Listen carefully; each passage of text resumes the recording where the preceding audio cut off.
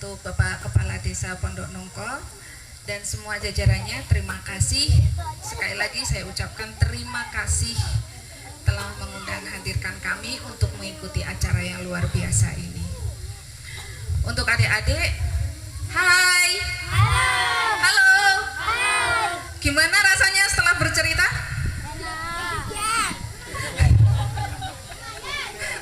Keringetan? Tadi saya lihat sampai ada yang keringatnya sudah bercucuran kayak gini, dia masih baca. Ada yang kakinya sampai bingung kayak orang mau pipis. Tapi masih mau ikut ya kalau tahun depan ada lagi? Masih mau ikut? Nah, wajar untuk semua adik-adik di sini demam panggung ya. Tadi ada yang bilang demam panggung Kak. Lalu ada yang gugup, lalu ada yang merasa gemeteran, keringetan. Wajar karena ini merupakan acara perdana yang luar biasa. Tepuk tangan untuk kita semua. Nah, adik-adik, karena temanya merupakan telling story ya, jadi menceritakan kepada orang ya, kayak adik-adik bercerita ke teman-temannya ya.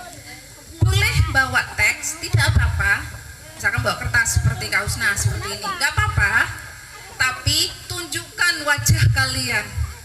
Wajah gugup nggak apa-apa, keringetan nggak apa-apa, salah ngomong nggak apa-apa, tunjukkan wajah kalian. Kalian senyum, kalian sedih, kalian bingung, nggak apa-apa, tunjukkan semuanya. Yang penting tunjukkan wajah kalian, jangan ditutupi ya. Kalau ditutupi kita bingung mau foto apa ya. Ibu-ibunya bingung mau foto anaknya, nggak kelihatan kan? Ya, kelihatan nggak Bu? Enggak ya, yang kelihatan nggak kelihatan akhirnya. Jadi menceritakan sesuatu itu perlihatkan wajahnya. Oke. Jadi ini Kak Husna contohkan sedikit, nanti adik-adik bisa termotivasi, semoga bisa termotivasi untuk tahun depan ikut lagi atau misal ada lomba lain lagi di sekolah adik-adik ya. Oke. Di sini mulai dari perkenalan. Perkenalkan, nama saya Hidayatul Husna. Saya dari SDN Pondok Nongko. Nggak usah terlalu cepat, nggak apa-apa. Yang penting jelas ya. Yang penting jelas. Saya akan bercerita tentang Raden Ajeng Kartini. Setelah itu dimulai tandanya.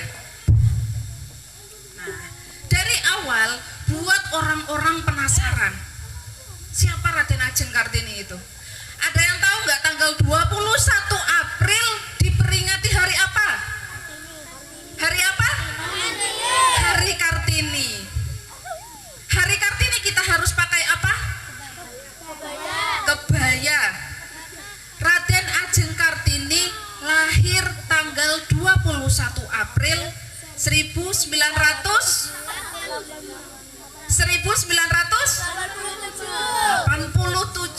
di Rembang, Jawa Tengah. Nah, dari sini kita sudah tahu Raden Ajeng Kartini itu berarti keturunan Jawa. Setelah itu tanyakan lagi ke penonton, ada yang tahu Jawa Tengah enggak? Ada yang tahu Jawa Tengah di mana? Sebelahnya mana? Sebelahnya Jawa Timur ya, benar, nggak salah, sebelahnya Jawa Timur. Nah, setelah kalian menanyakan kepada penonton, di sini akhirnya ada mimik wajah dan gestur tubuh. Ya, ini gestur tubuh. Walaupun kalian cuma berpindah dari sini ke sini, itu gestur tubuh. Jadi penonton itu nggak lihat kalian di sini. Akhirnya apa? Penonton ngomong sendiri. Buat mata mereka cuma tertuju ke kalian. Kalau saya ngomong seperti ini, adik-adik ikutin gerakan saya nggak? Atau kalian lihatnya ke sana? Betul. Lihatnya kan ke saya loh. Ya, buat orang-orang itu lihat ke kalian. Nah, jadi ceritakan. Raden Ajeng Kartini itu lahir tanggal 21 April tahun berapa ya? Misal lupa gitu. Kalian lihat aja. Oh,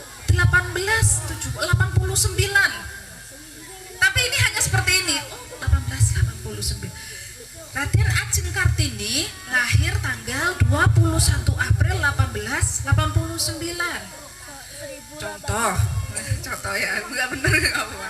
Nah, pada usia 12 tahun Raden Ajeng Kartini sudah lulus sekolah SD.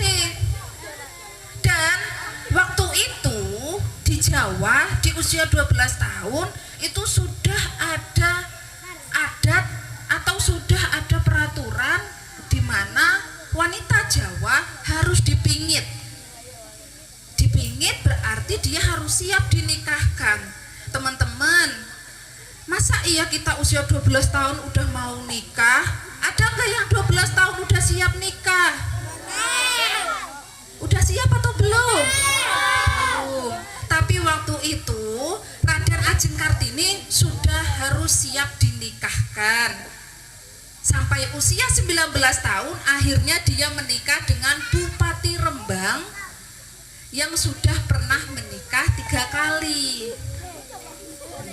Setelah itu, setelah Raden Ajeng Kartini menikah dengan Bupati Rembang, beliau tetap melanjutkan cita-citanya untuk mendirikan sekolah perempuan.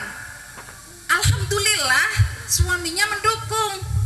Jadi sejak dia menikah, dia tetap mendirikan sekolah dan meneruskan cita-citanya untuk memberikan pendidikan bagi perempuan. Usia 25 tahun, Raden Ajeng Kartini melahirkan seorang putra. Tapi sayang, 4 hari setelah dia melahirkan, dia meninggal. Nah, di sini pentingnya suara ya. Jadi ada yang pada saat satu tertentu kita harus suaranya tinggi, pada saat sedih suaranya agak rendah. Sayang, dia harus meninggal. Isinya, jadi sini adik-adik, untuk isinya tidak apa-apa misalkan adik-adik tidak harus banyak gitu ya. Jadi misal 1 kertas. Dan lagi ya, pada saat membaca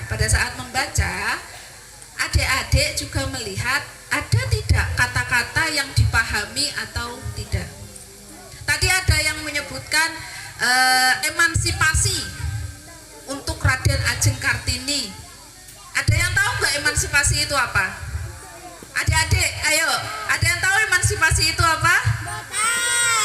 Boten ya, semuanya nggak tahu ya. Nah, untuk pada saat bicara emansipasi, lalu istilah-istilah lain, coba adik-adik membayangkan antara laki-laki sama perempuan sudah lulus SD, tapi laki-lakinya boleh melanjutkan SMP, perempuannya nggak boleh melanjutkan SMP. Setuju nggak?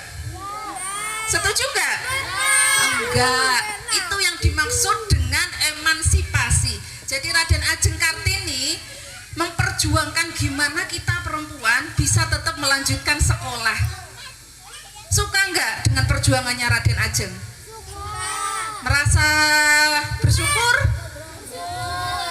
Kalau misalkan Raden Ajeng dulu nggak mengusahakan seperti itu, kita nggak tahu sebagai perempuan masih bisa seperti itu atau tidak, ya kan?